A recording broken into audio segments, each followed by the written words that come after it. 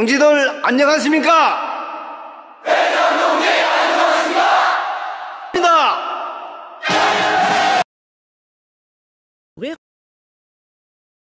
En se disant mais ils sont fous ces Américains. Sauf que quand on regarde chez nous, bah malheureusement, on n'est pas en reste.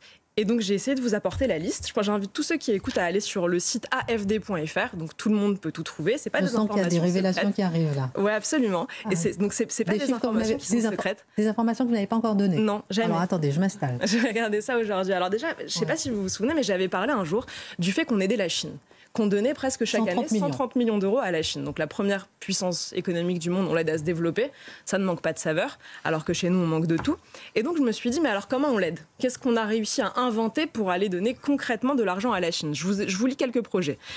Le premier, restauration écologique du district de Pignan, province du Fujian, désolé pour la prononciation s'il y a des sinisans chez vous, en Chine. Le but, améliorer l'environnement écologique et le cadre de vie des habitants du district de Pignan en ramenant la nature et la biodiversité dans la ville. Modique somme de 40 millions d'euros. On est engagé sur ce projet jusqu'en 2042. Ça a été signé en 2022, donc sous Emmanuel Macron, source toutes les sources. Deuxième projet, protection de la source du fleuve. Attendez, laissez-nous digérer, pas trop vite non plus. On digère. Donc 40 millions d'euros jusqu'à 2042 pour la Chine sur ce projet. Absolument. Deuxième, protection de la source du fleuve Kianjiang et du développement urbain durable de Kaiyuan. Le projet créera une synergie entre le parc national de Kianjiang et la ville de Kaiyuan, fondée sur l'excellence environnementale, la restauration des services écosystémiques.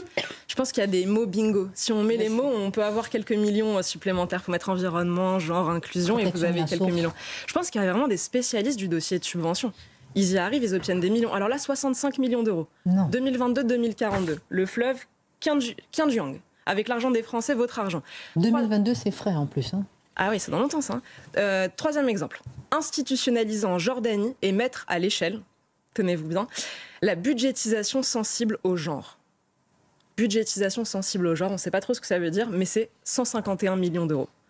2022-2025, 151 millions d'euros en 3 ans. Ça en fait des sommes. Quatrième exemple. Programme de renforcement de l'égalité de genre dans l'accès aux opportunités économiques en Albanie. 51 millions d'euros, 2021-2033. Ça encore. On voit tout notre argent qui part sous nos yeux. Cinquième exemple, alors vraiment là c'est pour la route. Le cirque comme vecteur d'avenir pour la jeunesse d'Afrique du Sud. Le cirque? Le cirque. 30 000 euros. Pas mal? Et là, alors là celui-ci il est moins drôle. 44 millions d'euros pour la sécurisation hydrique et alimentaire à Gaza, octroyé en 2018 et engagé jusqu'en 2025. Je ne sais pas qui peut nous promettre à l'Agence française de développement que cet argent n'est pas intercepté par le Hamas. 44 millions d'euros de la poche des Français sur lequel on s'engage jusqu'en 2025. Alors dernier pour la route parce que je suis obligée d'en parler.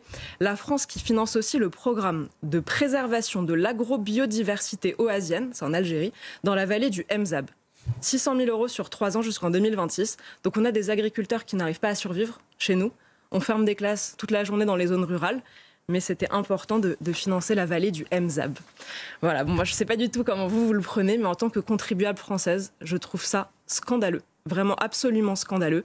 Je pense qu'on ne prend pas la mesure de ce que c'est, de prendre l'argent dans la poche des Français pour aller l'envoyer comme ça au monde entier, pour gaspiller dans des projets ubuesques. Franchement, j'en ai pris certains, je suis sûre que je n'ai pas pris les pires. J'invite tout le monde à aller regarder par soi-même. C'est terrifiant de voir ça. Mais ce qui est rassurant, c'est qu'on voit avec l'exemple aujourd'hui des États-Unis qu'il suffit d'un trait de plume pour supprimer ces folies. Et je pense que c'est aussi la philosophie du budget, c'est de se dire que rien n'est jamais acquis. Chaque année, c'est redébattu, ça aussi c'est la définition de la démocratie, de redébattre le budget par la représentation nationale. Et donc il ne suffirait que de le vouloir pour dire que tout ça on arrête et qu'on rend cet argent aux Français.